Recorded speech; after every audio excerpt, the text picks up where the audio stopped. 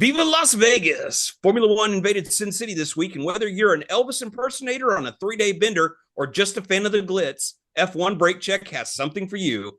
On today's episode, we'll have a very brief history of the Las Vegas Grand Prix. Corey will once again send my brain into the kitty litter with our Stump the Pundit section, and we'll break down all of the on and off track shenanigans. So don't be cruel and stick around, Hound Dog. F1 Brake Check is here to love you tender. Welcome.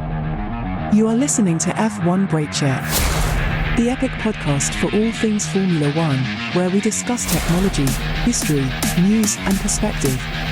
With your hosts, Scott Vick and Corey Broom.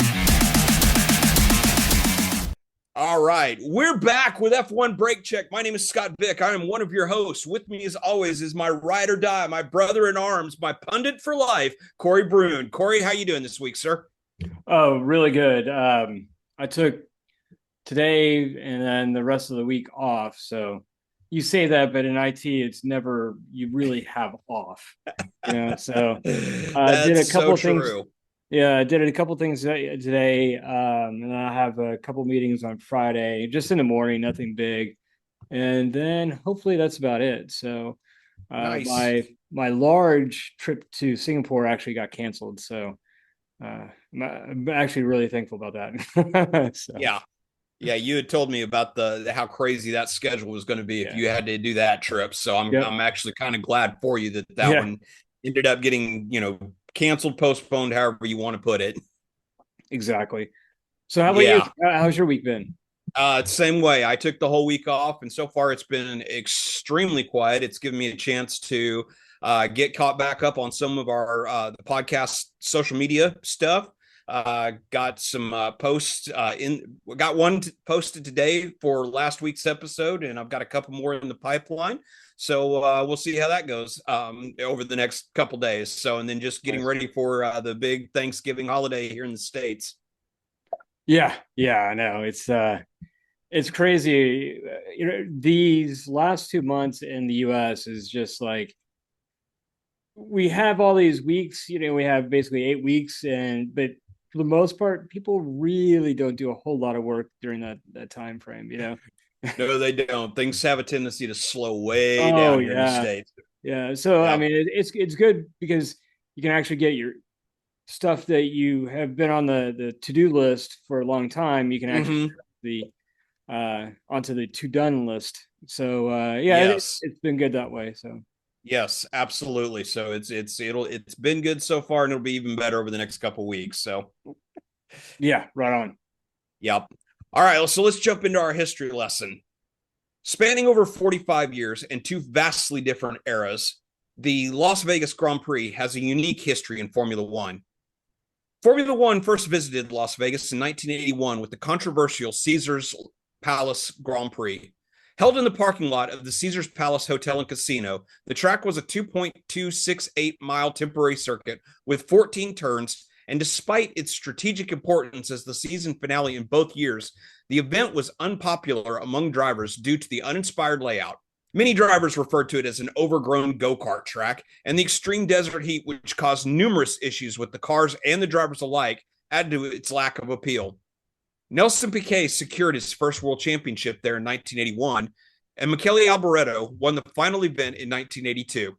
Low attendance, financial challenges, and the teams and drivers' distaste of the event meant that the race was dropped after just 2 years. Formula One made a much-anticipated return to Las Vegas in 2023 with the debut of the Las Vegas Grand Prix, marking a new chapter in F1's American expansion under Liberty Media. The race became part of F1's push to engage U.S. audiences, joining Miami and Austin as a marquee U.S. event. The modern race takes place on a 3.8-mile, 6.12-kilometer street circuit winding through the iconic Las Vegas Strip.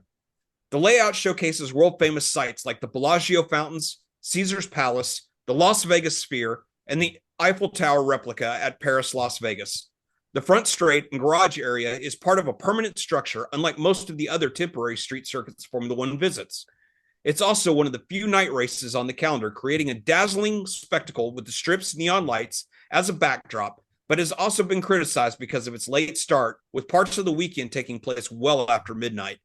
The circuit features 17 corners and long straights, including a flat-out section that stretches over 1.2 miles, allowing the cars to reach speeds over 210 miles per hour. The inaugural race in 2023 saw a dramatic debut, but was marked by a number of issues that nearly derailed the event before it even truly got underway. The often over-the-top spectacle surrounding the race also drew heavy criticism from both the drivers and longtime fans, but was a crowd favorite among the celebrities and influencers in attendance. The Las Vegas Grand Prix has gone from a parking lot oddity to one of the more glamorous events on the Formula One calendar, symbolizing the sport's transformation in the United States. With a long-term contract in hand, the Las Vegas Grand Prix will attempt to continue to improve the spectacle and hopefully keep its grasp on prestige that it has managed to build. Time will tell.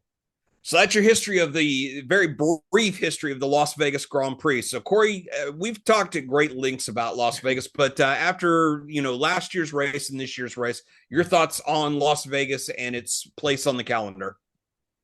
It's still a hated track for me. Yeah. It's I look at the layout and it reminds me that one really long straight.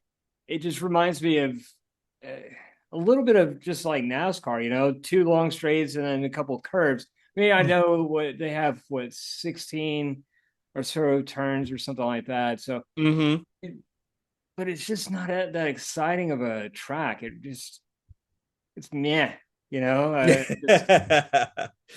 For me, I mean, it's not that often that I would say I would rather them not have this track, especially in the US, but I cannot stand it. It's just one of those things that I hate watching it, I shouldn't say I hate watching. I don't like the track very much. It's just not.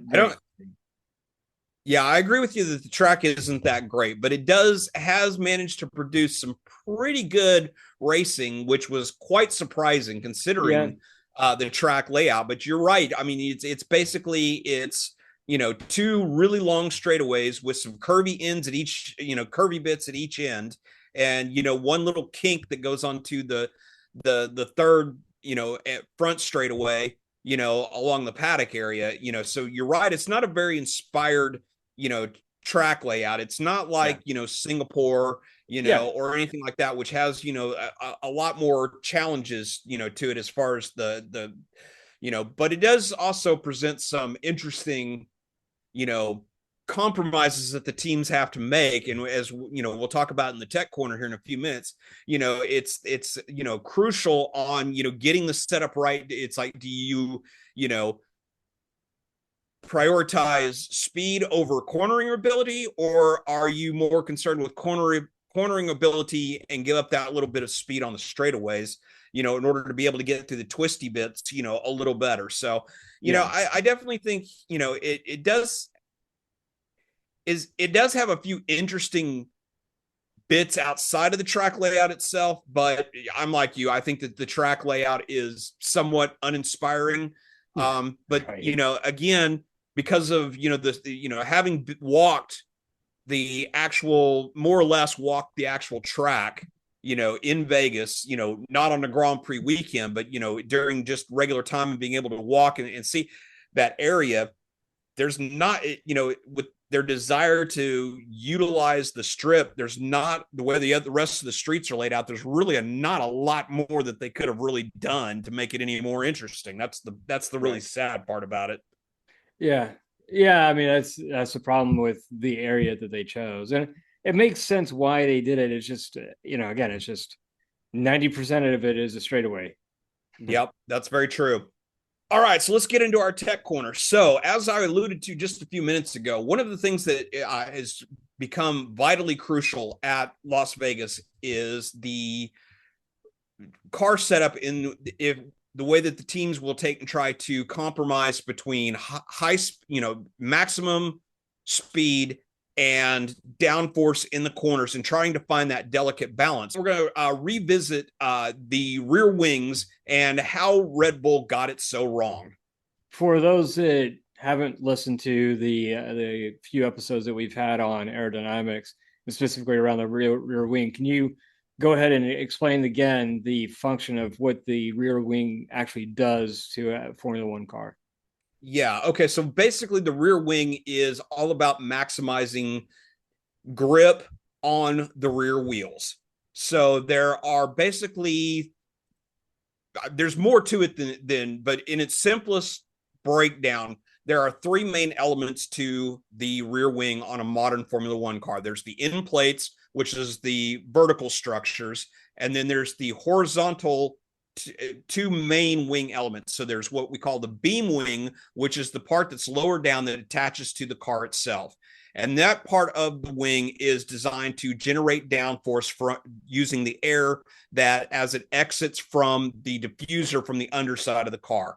And then you have the upper element, which is actually made up of multiple elements and the DRS flap that takes and helps produce downforce. And all of this means by downforce is it takes and it just literally just pushes the rear end of the car into the track so that the tires can get maximum grip as the car is trying to rotate. What exactly did Red Bull get wrong? Because, I heard the announcers talking about that the shape of the rear wing wasn't correct. And just, can you dive into that a little bit more on what Red Bull got wrong for the rear wing?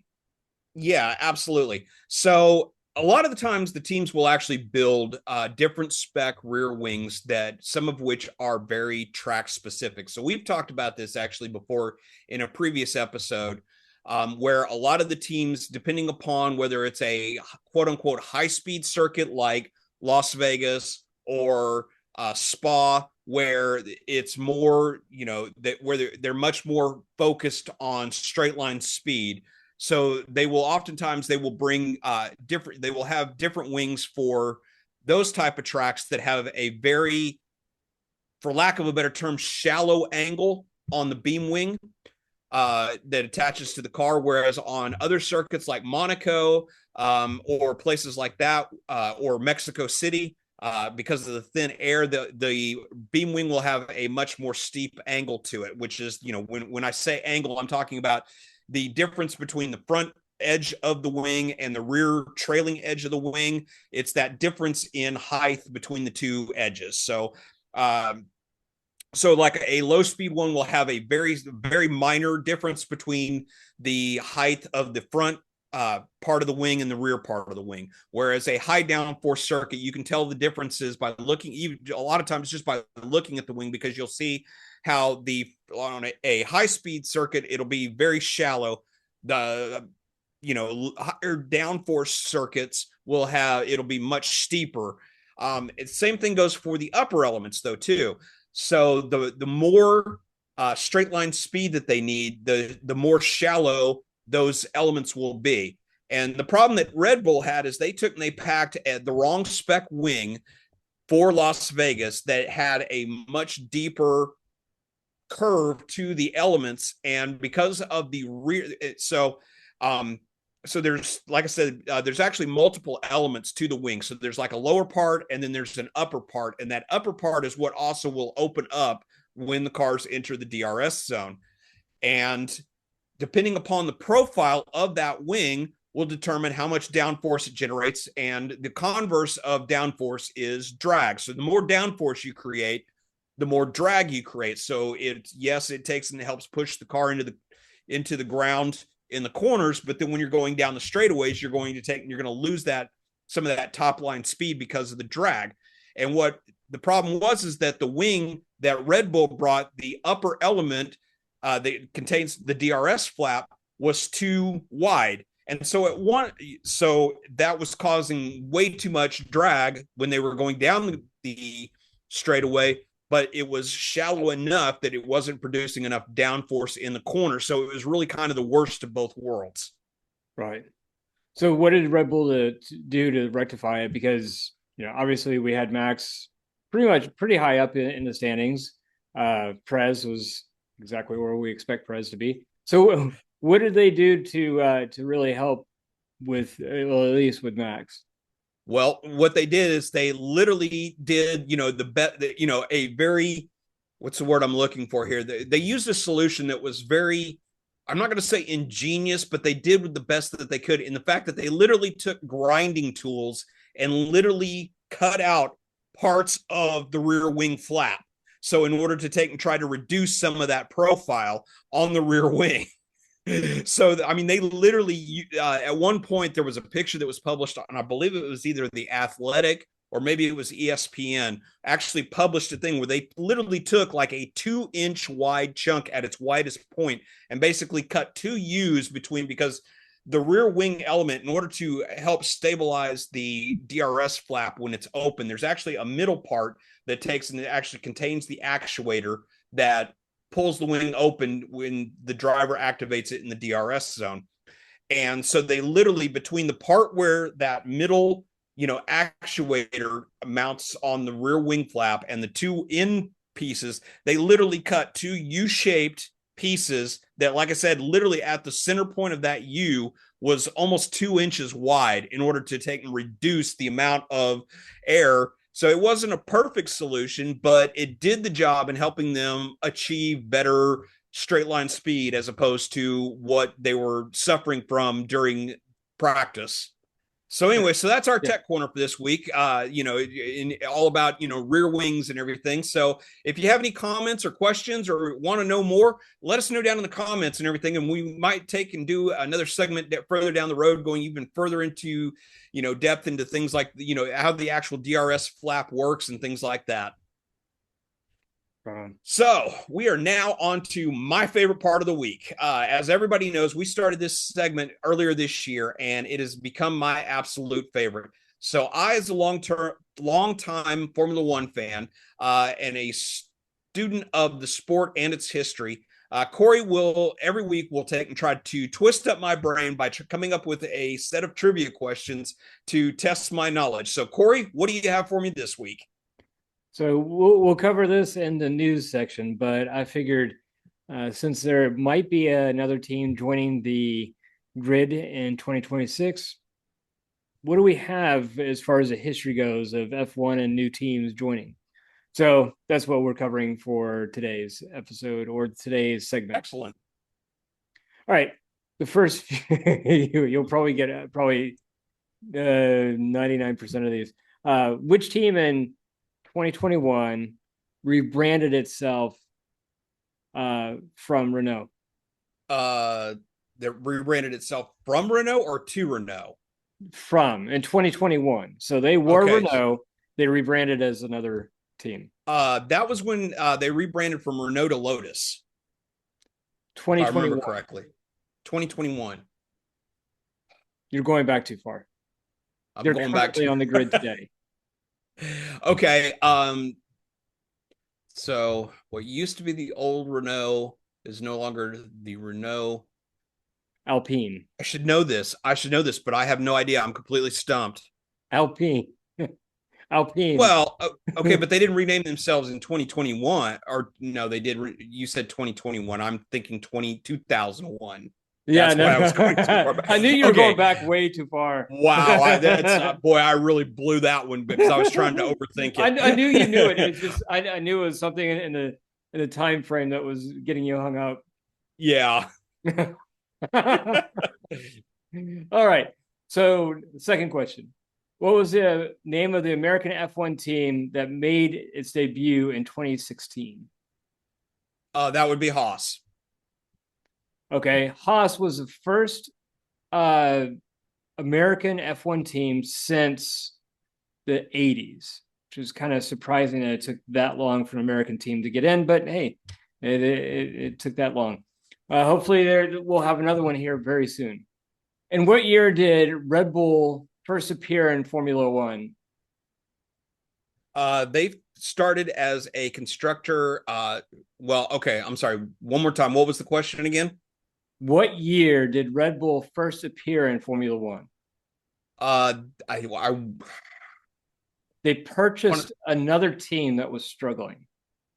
Okay, so we're talking about the Red Bull as a manufacturer, not just as a sponsor. Just as not as a sponsor, but as a team. Okay, so they purchased what was previously the Stewart Ford, which later was rebranded as Jaguar. Yeah. In what year? That would have been 2003. Oh, so close. 2005. Oh, okay. So close. So close. Okay.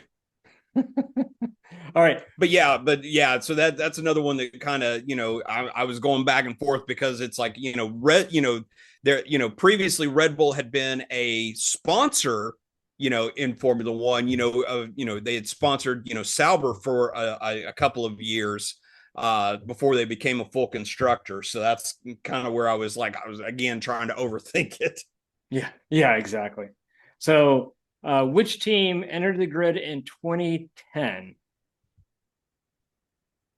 In 2010, Yeah. that would have been Mercedes. Yeah. Yeah. The second part of Maybe. that, their major sponsor was Petronas, which nobody outside of F1 would really know, but it was a Malaysian oil company. Mm-hmm. If I But were to they've give been a you long that time. bit, I think it would have been too easy for you. But Petronas has actually been a sponsor in Formula One for a long time. I mean, I remember them sponsoring the team as far back as middle '90s. Yep. Yep. And that's it. That's all Okay, for Stump the Pundit. sweet. I like that. That was good. All right, so let's get into the weekend recap.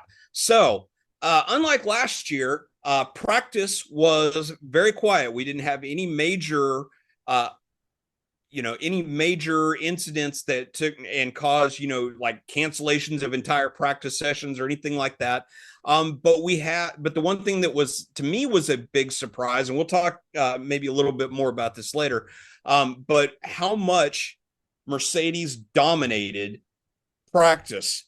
All three free practices was dominated by Mercedes, and they topped the chart in every single practice session. I think George took FP1 and FP3. Lewis topped the charts in FP1 and FP2, with George taking a second place in FP1 and third place in FP2. And then he topped the charts on FP3 with Lewis had some minor issues and stuff, it looks like. And he ended up sixth on the time charts during FP3.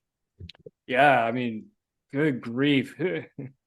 Mercedes just looked fantastic this weekend, all weekend. Yes. George was, I mean, he was pulling Max Verstappen. He was up there in points. He was, easily. He actually at one point took a tire change and still came out leading by like 5 seconds. It was amazing. Yeah. Yeah. But we'll get to the race in just a minute. So, but just wrapping up your any other thoughts that you might have on FP on the free practices? Because we didn't really have anything. Yeah, I mean, it's free practices are just it was amazing. Just even in the free practices, how fast Mercedes was.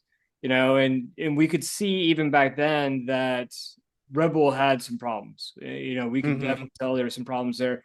But, and then Ferrari looked great too. So the free practices were really, really good, really solid. And somewhat of an indication on the actual race itself. Yep. So with the FPs done, and we jumped into qualifying. For qualifying, we had an absolute barn burner in the fact that throughout practice, we had some really, really fast times get laid down. In the end, we had the top spot changed 3 times in a matter of less than a minute. Yeah. And it was just it was probably one of the most dramatic qualifyings that we've had in quite a while. So your thoughts on qualifying? Yeah, qualifying. I mean, God, it's such a great one. It was a nail biter to the very end. Max was looking good actually during the qualies. Obviously George was looking fantastic, and so did Ferrari. But it was just like you said, it changed ping pong back and forth. Who was going to take the lead. Yep. So and it was and in the end, George Russell showing no drop off in form, unlike what we've seen a couple times this year, where Mercedes has looked really good in free practice, but then come qualifying time, they slide back on the speed charts. but not this time, in the fact that George took a absolute banger of a lap and came out on top at the very, very, closing seconds of qualifying. So fantastic work by Mercedes and the entire, by the entire Mercedes team and by George Russell. Yeah. I mean, so they looked great all weekend. It was really nice to see them being as dominant as they were. Yep, absolutely. So all right, so let's get into the race real quick. Okay, so as we said, George comes out on top in qualifying. Then we had the race itself. So first of all, just your overall thoughts on the race itself this year. Yeah, so the race itself, I said this a little bit ago, but Mercedes just looked phenomenal. And it was interesting to see that Max, knowing where he was and knowing where his race was, in previous sessions, he never, well, I shouldn't say that. It would have been a very hard time for Ferrari to have passed him. But this time, GP even came on the radio and said, look, this is not our fight. You know what the fight is. It's basically just keep ahead of Norris and you're fine, It was really interesting to see his progression because, whereas he would have been very aggressive before, he actually understood, hey, I need to play this, this is the long game here. I need to sit back and not fight Ferrari because if he did, I mean, he could have mismanaged those tires, which we all know in Las Vegas, tire management's key. So he played it really, really smart, really great race all the way through. And then, obviously Ferrari was up there. I thought that they would have done better on this track. For whatever reason, Mercedes just had it dialed in. Well, the thing is, though, is that what we have learned about this year's Mercedes is that when the temperatures are cooler, the cars do much better. When they are in a much more, higher ambient temperature and higher track temperature, the Mercedes does not seem to respond as well. They don't seem to get the grip out of the tires. Regardless of the compound, they don't seem to get the same grip levels that they do out of the cold. And in Las Vegas, once that sun goes down, especially this time of year, it gets pretty damn cold at night. And, they mentioned it during the telecast multiple times about the dropping temperatures and everything. And that just seemed to really suited Mercedes. And the Mercedes just seemed to that's the part of the reason why Mercedes just seemed to dominate so well this weekend, is I think a lot of it had to do with the fact that this year's car just seems to respond to the colder weather better than any other car on the grid. Right. So I think it was just absolutely fantastic, and just how dominant that Mercedes was. It's like we had, Lewis had a couple of, had a couple of, what's the word I'm looking for here? He faltered a little bit during qualifying, and I mean, he still made it in through to Q3, ended up, starting, 10th on the grid, but, he drove an absolutely brilliant race. The car just seemed to be perfect all the way through, and he took a very, very fantastic and well-deserved second place on the grid behind his teammate George Russell. So it was just, I think, just a fantastic weekend. It was just, I don't think that Mercedes could have, when they rolled off of, and pulled the cars out of the containers, I don't even think they could have imagined just how dominant they were going to be this weekend. Right. Yeah, exactly. So going on to the race results, though, the next thing that we have to talk about, though, is the most important thing from this weekend is the fact that, because Max, like you said, he drove he had a okay qualifying. He was never really a factor during the free practices and stuff, largely owing to the rear wing issues that we talked about earlier, but in the end, Max finishes fifth. He finishes one place ahead of Lando Norris, and he finishes with enough points now that it is mathematically eliminated all other drivers, and Max is now a 4-time world champion. So your thoughts on, you've already, talked about a little bit about the drive itself during the Grand Prix, but talk a little bit about this year in general, the fight that Max has had to endure to get to this point where he is now a 4-time world champion, and where you think he places in the pantheon of great drivers. Oh, there's no doubt that he's one of the best out there. It's not just the car, that's been proven many, many times that it's not just the car. He's not in the fastest car right now. He hasn't been in the fastest car since round 7 this year. Yeah. So he's been, maybe he's not been winning every single race, but he's been up there in points. First, second, third, fourth, fifth. He's been up there, even with the second or third fastest car out there. So there's no doubt in his ability as a driver to make the most out of that car. So yeah, I think it's very, very well deserved. It'll be interesting next year. Oh yeah. Oh no, I think we're going to have I'm sorry. Yeah, I think we're going to have an unbelievable knockdown, drag out fight next year. Yeah, no doubt about it. Unless somehow they get some type of aerodynamicist that can match Newey. But the problem that you're going to have in replacing Newey is Newey has the broad spectrum of understanding, whereas now in designing, it's very segmented. So you have your aerodynamicists, you have your engineers, you have the guys that actually spec out the chassis. So, and they're all segmented out. Whereas Newey came from an age where he did all of that. So he had a really broad understanding of it. So it's going to be interesting to see how Red Bull can get around that. Especially that first year, 2025, being without him 100%. Because that first half of the year or first few races, they had Newey 100%. So it's next year is going to be difficult for Red Bull, no doubt about it. So just like you said, it's going to be a huge fight next year. Oh yeah, unless they solve it somehow. Yeah, but somehow I mean, they could surprise me, but somehow I just don't see that happening.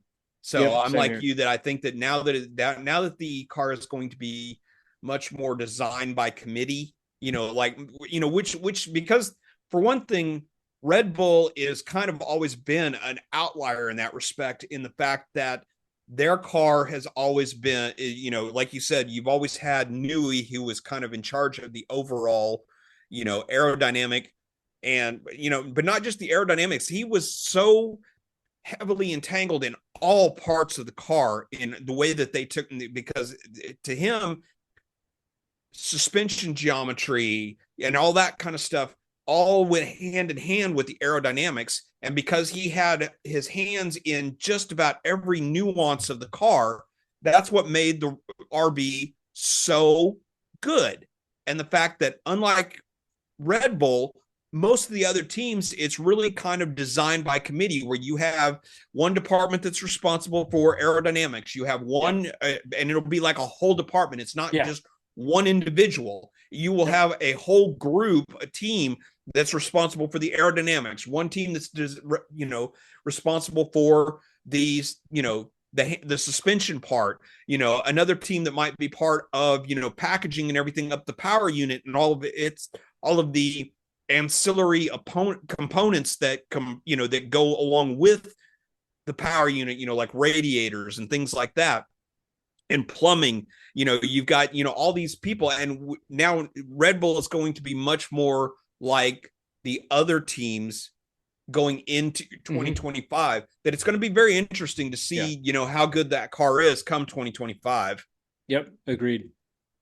So speaking of how dominant Mercedes was this weekend, though, but in the end of the in qualifying and the race itself, Ferrari looked really, really strong. And They were absolutely the fastest cars that were not Mercedes this weekend. And so despite Charles's, little bit of, I hate to use the term whining, but but it was basically that's what he was doing on the race during the race towards the end. He was doing that on the radio. He was whining a little bit about the car, but, in the end, Ferrari took the maximum points that they had available to them because nobody was touching Mercedes this weekend. And, so they took a little bit of a chunk out of the McLaren lead, going in. Yeah. So you may have been, very much, during our run up to this week, last week in our preview show, your crystal ball may have been spot on. So we're going to see how excited. But like I said, during the thing, I think it's going to come down. Literally, it's going to be like last lap of the last race at Abu Dhabi is what it's going to come down to. Right. But Ferrari still looked really, really good this weekend. So, and your thoughts on, Ferrari in general this weekend? Oh yeah, they look great. Signs, which, God, I see him leaving, and I'm like, good Lord, I can understand, they want Lewis in that seat, but just such a heartbreak because he's such a great driver and he's going to Williams. And yes. I was going to say, but it makes me very excited to see what he's going to be able to take and do at Williams. Yeah, I don't know. We'll see. Well, if nothing else, their repair bill for next year is going to go way down. Oh, that reminds me. An interesting tidbit. When we get down to Alpine, I'll talk about it. Yeah. Going back to Red Bull, though, real quick, though, is one of the things that we saw this weekend is we saw Max do just enough that he needed to be able to outscore Lando and win the driver's title.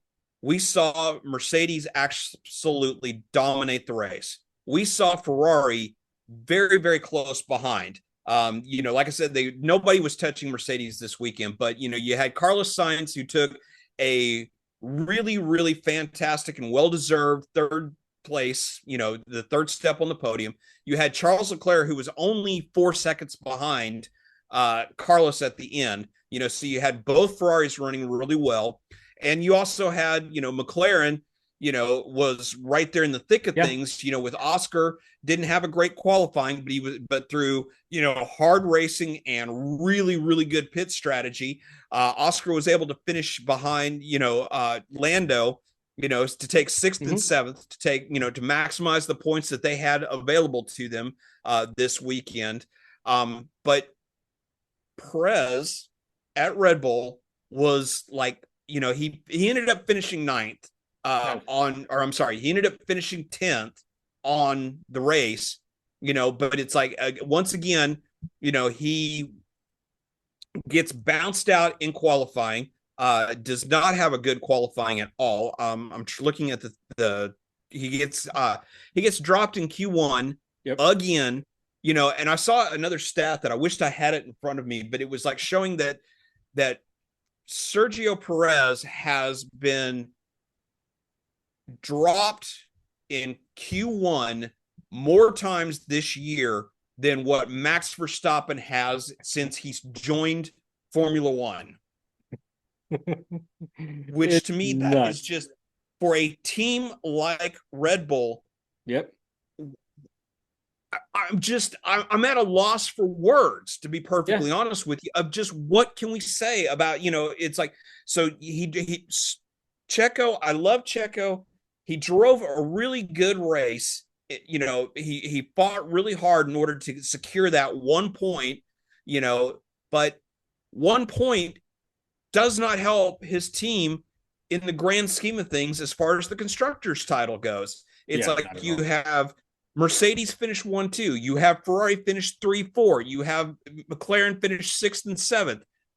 They're taking, even when they're not, when a particular team's car is not at its best for a particular circuit, they're still taking the maximum points that they have, quote unquote, available to them. Yeah. And Checo's just not helping his cause at all. Mm-mm. And even today, we're recording this on Tuesday, November 26th.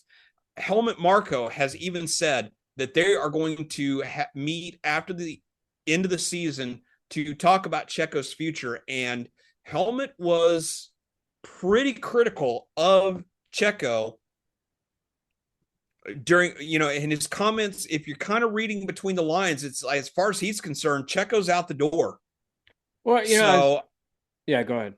No, go ahead. I was thinking about this last night where they sacked Albon, they sacked Gasly without even a second thought. I mean, this was mid-season that they sacked both of them, and they did the same thing with Kvyat. Red Bull has a long, what's the word I'm looking for here? They have a long track record of when a driver's not performing, if they don't come, if they don't show marked improvement in a very short period of time, they have no problem with sacking them. And the fact that they've let Checo hang on for as long as they have is just, it's unfathomable. I just don't get it. He's cost them, like the employees, not the upper echelon, like Christian Horner and Marco Helmut. Mm-hmm. He's cost them their bonuses. He alone has cost them their bonuses. So those mechanics that are out there working on his car, they don't get a bonus now because of him, because of how poorly he's been doing. So I don't get it. I do not understand what the reluctance is here with Perez. He needs to go. He needed to go, honestly, last year. He should not have been on the grid 2024. Well, I understand, because the back half of 2023 was pretty rough, but I do understand them giving him an opportunity at the beginning of 2024, because I think they did realize that, like you said earlier today in the podcast, that no matter what the car is, and that's what separates really great drivers from world champions, is the fact that they can take a car that may not necessarily be the fastest car on the grid, but they can still do amazing things with it through sheer talent and sheer force of will. Yep. But even great drivers who are backing up those world champions should still be able to 100%, do moderate things with it. And I think that at that point, at the beginning of the season, after the first couple races, Red Bull realized that the car is really not good, and that our development has gone in the wrong direction. And now to course correct, it's going to take a little bit of effort. So I understand kind of their thinking, why they stuck with Perez, during the first half of 2024. But as they course corrected and the car has started, and they've started going in the right direction with the car's development, and we saw Max start to improve and improve and improve. And then we saw that brilliant drive from Max at Brazil 3 weeks ago. But Checo is still invisible. Yeah. It's like, you're right that. So, but at this point, we've only got 2 races left in the season. So I kind of understand them saying, okay, we're going to stick with Checo for the last 2 races. But now it's just too late. Well, but see, that's the thing, though, is that right now at this point, if I were Helmut and I was the senior leadership at Red Bull, because again, they have a track record of sacking drivers, mid-season, late season, at this point, I'm like, okay, Yuki has been vying and doing everything he can to take and try to get that. Let's give him the opportunity. Let's demote Checo. Because you don't want to, I don't think at this point, I don't think they want to bring on a yet another rookie driver.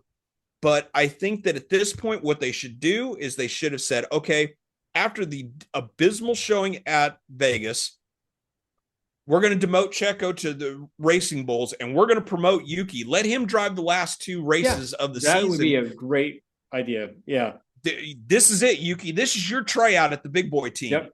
Yep. and show us what you can do. And I think that, you give Yuki that opportunity, and He's going to shine. No doubt about it. Yeah, I think he would shine, because we have seen Yuki totally change his diet, his fitness regime, he has changed everything about himself for this season, and it is shown in his results.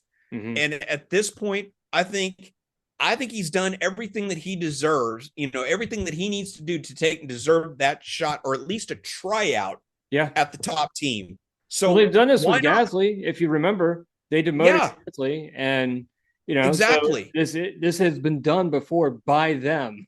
Yes. So this isn't anything that's out of the ordinary, right? No, exactly. So let's let Yuki have a shot. Yep. 100% agree. Yep. So, all right then. Well, one of the other surprises this weekend that, we got was the absolutely brilliant qualifying effort of Pierre Gasly, who took and qualified the much maligned Alpine third on the grid in the closing stages of Q3. And Ocon, he looked really good. He ended up only missing out on getting into Q3 by literally half a second. He was so close. The Alpines have looked really, really. Now, admittedly, Gasly faded during the race, and ended up not even finishing the race due to mechanical issues and everything. But in the end, the Alpines looked pretty solid this weekend. Not barring the mechanical issues, but in practice and in qualifying trim, they look much better. Do you think, so your thoughts on, do you think Alpine might be, starting to turn that corner? Yeah, I don't want to jinx anything, but possibly. I mean, they are looking really solid. And like you said, before Gasly had the DNF, he was looking really, really good. The car looked fantastic. So hopefully, we'll see in the next two races. But, I kind of wrote them off mid-season because I think a lot of us did. Bad.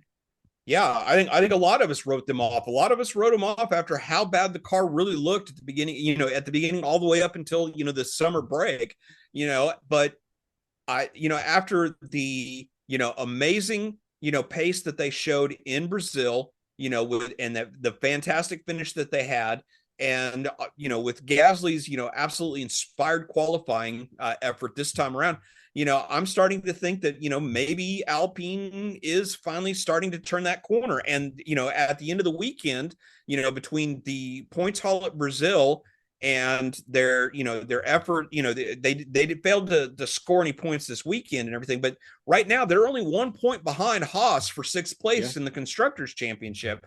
So, they're looking much stronger. Yep. And what I was going to say about Gasly is he's the only one on the grid that has not cost Alpine a dime. Not a tire blowout, not anything. Not a crash, nothing. All year. He's the only one. Drives fine, really amazing. Yeah, no, and it is really amazing the fact that Gasly has been so consistent, and so, even when the car was really bad, you could tell how hard Gasly was going. He was pedaling that car pretty damn hard, even when the car was overweight and it was not responding, it was tearing up tires and everything else. So, in the end, it was really quite, telling the fact that Alpine has, really started to look like they have turned a corner. Yep. Let's go from the flip side, from Gasly not costing Alpine a penny this year to Williams' continued repair bills, because Franco Colapinto had an absolutely horrendous shunt during Q2. Yeah. And he went into the tire barrier at over 50 Gs, which that is just insane, mind-bending. The fact that he was actually able to climb out of the car and walk away from it. First of all, that takes and just goes to show you just how incredibly safe, how much safer these cars are today. But at the same time, it meant for yet again another very, very late night for the Williams mechanics. These guys went through an absolutely tremendous effort to take and just get the two cars prepared and rebuilt after the complete debacle at Brazil. So your thoughts, on the repairs, where Williams is at, and anything else Williams related. I know this is going to be bad to say, but boy, he is really smelling like Latifi lately. Man, I mean, some bad ones, Yeah, he's had some bad accidents, and you can, I think you can, part of it you can take and chalk up though to youthful exuberance, yeah, and definitely. just trying really, really hard, because the big difference between Colapinto and Latifi is Colapinto is a regular participant in Q2 and has actually scored, a number of points, where Latifi was always, back of the grid, never even a challenge for, right. in fact, I don't know that I can remember one time. Now, I don't have all of his stats in front of me, but I can only remember maybe once or twice that Latifi ever made it out of Q1. So right there already, Colapinto already looks better than Latifi. He's just had some, some bad, shunts, but I mean, it's Albon's looked, as far as the accidents have gone, I think it's just both drivers are just trying tremendously hard right now to get some results for Williams in the closing stages of the season, and they're just kind of pushing it just a little bit over the edge. Sure. That's kind of where I see it. Yeah, definitely. I was making light of the situation. Yeah. But it is a good point. Yeah. Yeah, he crashed out in the previous race as well. Yeah, he crashed out in Brazil as well. And he also had another accident if I remember correctly, I think he also had an accident, a minor incident in qualifying at Brazil as well. And they had to rebuild the car overnight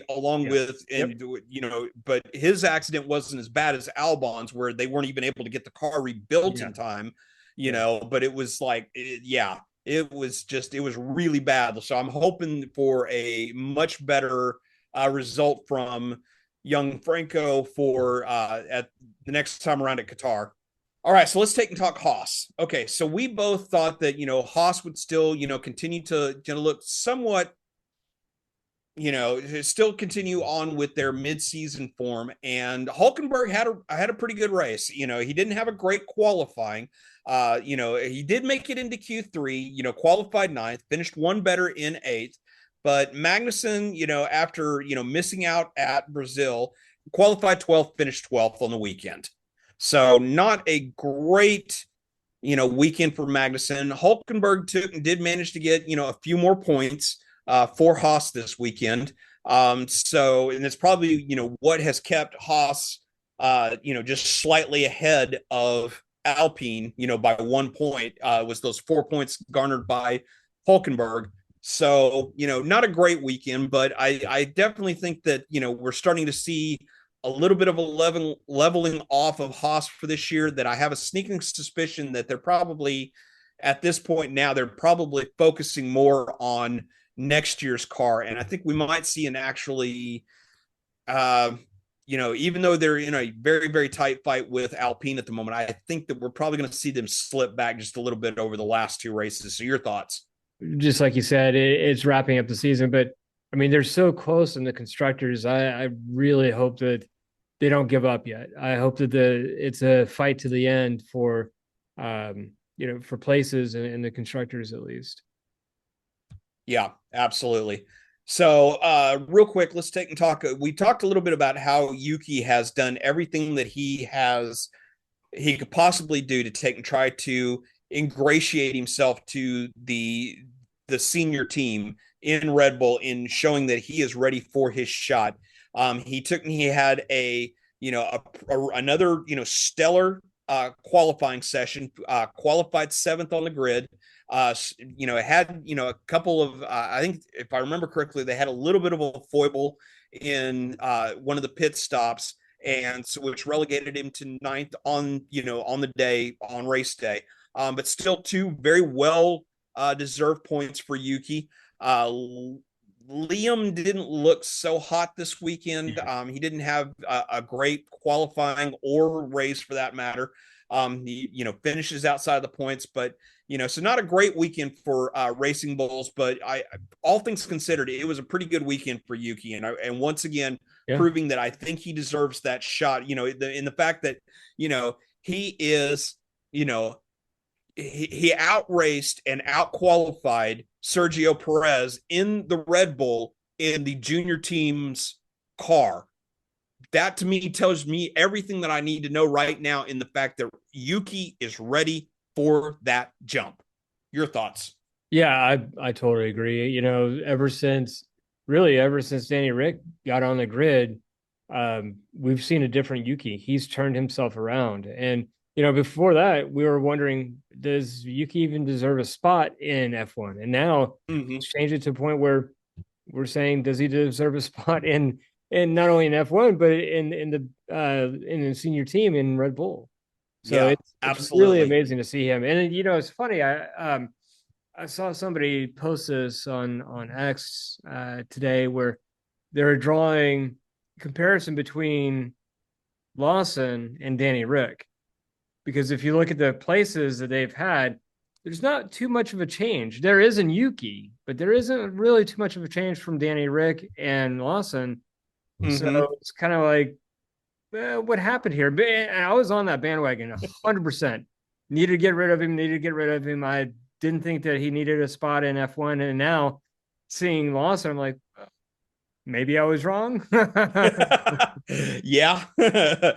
Yeah. So I don't know how much to chalk up that to late season replacement, because he hasn't had, because the first, two races after he replaced Danny Rick, he looked really, really good. He looked way better than Danny Rick did. But these last two races, he has not looked as hot. So I'm kind of hoping for a change in form before, this coming weekend's race at Qatar. We'll wrap up with, because just get if you have any take on it, but, Aston Martin and Sauber this weekend, both teams, finished outside of the points. Neither one of them was, much of a threat in qualifying. So I just really bad weekends all the way around. I still maintain that I don't think we're going to see Sauber score a single point this season. And with Aston Martin, I think that they have really kind of given up on this year's car 100%. In anticipation of their getting to work with Newey for next season. So your thoughts on any of that? Yeah. Oh, no, totally agree that, Aston is, I'm sure they're just waiting for Newey to come on board and be able to actually help out on the design pieces. So I could definitely see just them throwing this away, getting a much more time in the wind tunnels and, a break in the salary cap and all that. So I could definitely see them, I wouldn't say give up, but be okay with not being at the top of the grid. Yep. Absolutely. So it's, I think it's, I think that, they both teams have basically, washed their hands for the 2024 season, and they're just ready to get on with the 2025 season. Yep, exactly. Yep. All right. So one last piece of news before we jump into our, a quick preview of this weekend's race at Qatar. So we got the news that F1 has agreed in principle to allow General Motors, who will probably brand the team as Cadillac, have been provisionally granted the ability to join the grid in 2026, which is kind of a marked 180-degree change from a year ago when they were summarily denied when the effort was still being led by the Andretti Auto Group. So the agreement is now directly with General Motors, and with Andretti having stepped back from his leadership role at his own team. So your thoughts on GM joining the grid and the, apparent about face by F1? Yeah, it's kind of surprising. I wonder, what happened behind closed doors to make them change their view on it. But hey, we have another team out there on the grid now. I wasn't a fan of it just from the perspective of I think the 10 teams, 20 drivers on the track, I think is a lot. There's a lot of traffic already, and now we're going to add two more drivers to it. I don't know. You've seen it in the past when we've had more teams, but Mm-hmm. I'm just at this point I don't like that that. But with that being said, I am excited to see what Cadillac can do.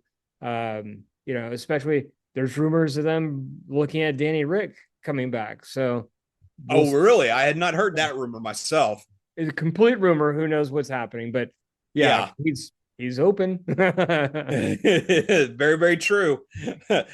Now, personally, I do think that it would be a good thing, especially having the first American team on the grid in, like 4 decades, or almost 4 decades. So I think that, from that perspective, in F1 trying to grow their presence in America, having an act, because even though Haas is technically considered an American team, they but then again, General Motors, even though they'll be considered an American team, they'll still be based out of, England, they'll Yeah. basically take over the Andretti complex that Andretti opened up earlier this year. But I think it will definitely be, a much stronger because it'll have a much stronger ties to, a major auto manufacturer in General Motors that I think it will be a great thing for the team. And I'm like you, I like you were saying, I remember, late 80s, early to mid 90s when we had as many as, back when, the ability to race in Formula One was much more wide open as far as the teams go, where you basically, if you had two cars and you could show up on the weekend, you could take place or take part in the weekend. Now you had to qualify within 107% of the top time in order to actually race on the grid. But we had, there were some weekends where we had, 14, 16 teams showing up on a given weekend, Wow. that, I think that, and Formula One now caps it at 12 teams. So we could potentially have up to 24 cars on the grid. Now, at a place like Monaco, with as big as the cars have gotten, yeah, I don't know that that would really work very well. But like on a lot of these other the longer circuits, I don't really see it being much of a problem. So I think it's definitely a good thing for the sport, to get another team in, and also to give the opportunities to two more drivers. Yeah. Right. So all right, so let's jump into our Qatar preview. So, in the interest of time, because we've already, gone, over an hour right now. So I think what we'll do is instead of, asking the first two questions, because you and I can pretty much agree that, the top four teams are going to look really good this weekend at Qatar. I think that, we're definitely, because of the heat in Qatar, I don't think Mercedes will look quite as good as they did this weekend. I think Mhm. we can both agree on that, right? Yep. Yep. Okay. And I think we can agree on that Sauber and, probably Williams and probably Aston Martin are not going to look great this weekend. I think we can Very probably true. agree on that. So who do you think is going to be the surprise this weekend, though? I'll keep saying going with Alpine. Yeah, They I think look that's a very good, good and choice. yeah, yeah. So they're my new Haas. Yes. So I'm going to actually agree with you this weekend. I think Alpine is also going to surprise. I think that their late season resurgence, I think that, I think from what we've seen in the last couple of weeks, I think we're going to see a continuation of that at Qatar. And I think it's a track that will suit the Alpine very well. So Yep. they're also going to be my surprise this weekend. Right on. All right. So at this point, though, the drivers' championship has been decided, but only the actual champion. There are still a lot of jockeying for positions Mhm. in the other, in the remaining spots on the year, and we still have the constructors' championship up for grabs. So, who's your podium this weekend? So podium, I'm going to go with with signs, and then signs, I'll go Norris, and then I'll go Max. Okay, cool. Well, I'm going to go, I'm going to switch it up a little bit. I think it's going to be another really strong weekend for Ferrari and McLaren. And I'm actually going to say it's going to be Leclerc, Sainz, Piastri. Nice. Yeah. I got nothing to base it on. Yeah. I'm just, that's who I'm going with. Right on. All right, then. So you ready to wrap it up? Yep. All right. So we went bust on the roulette table, and we need to go sell our watch so that we can get out of town.